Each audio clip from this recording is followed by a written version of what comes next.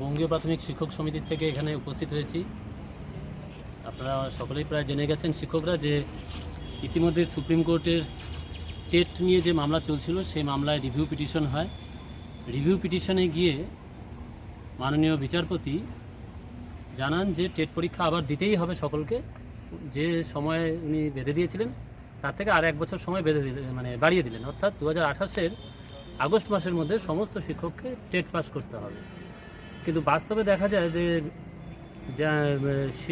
2009-এর যে আইন, সেই আইন অনুযায়ী টেট পাসের সেই শিক্ষার অধিকার আইনকে ধরে এই টেট পরীক্ষা দেওয়ার ব্যাপারটা এসেছিল এবং সেই আইন বলবৎ হয়েছিল 2011 সালের মাঝামাঝি। ফলে 2011 সালে যারা নিযুক্ত হয়েছে এবং তার আগে যারা নিযুক্ত হয়েছে তারা সেই আইনের কথা জানতেনই না, কিন্তু পরবর্তীতে কেন্দ্রীয় সরকার একটা বিল পাস করে এবং তার কারণে আজকে এই পরিস্থিতি এসে আমাদের সামনে দাঁড়ায়। আমরা দেখেছি যে কেন্দ্রীয় শিক্ষামন্ত্রী যখন এই রাজ্যে এসেছিলেন ভোট প্রচারে, উনি এসে বোকার মতো বলেছিলেন যে যদি রাজ্যে আমরা ক্ষমতায় আসি তাহলে আমরা এই টেট সমস্যার সমাধান করে দেব।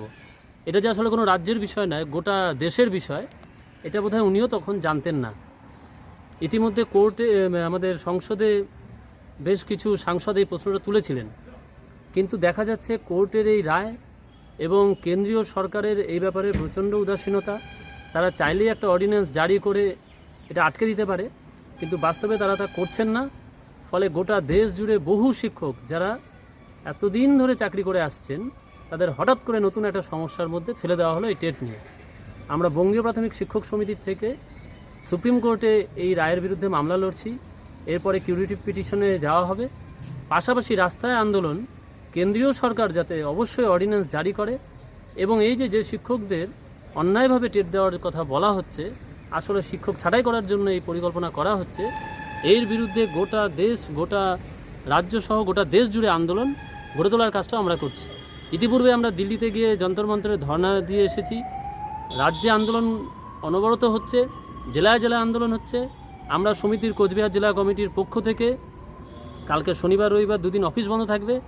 সোমবার সমস্ত সার্কেলে এবং জেলা দপ্তরে আমরা এই রায়ের বিরুদ্ধে বিক্ষোভ জানাবো এবং কেন্দ্রীয় সরকারের কাছে আমাদের আবেদন পাঠাবো তারা যেন অর্ডিন্যান্স জারি করে অবিলম্বে এই সমস্যার সমাধান করে। আমি পার্থপ্রতিম ভট্টাচার্য, বঙ্গীয় প্রাথমিক শিক্ষক সমিতির কোচবিহার জেলা সম্পাদক। In the light of nature, Chilapata Tent House, Rohan's Kitchen. Enjoy nature with a different flavor.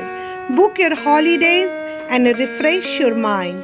Contacts 6297 280045, 758400 3231 and 99329 20904.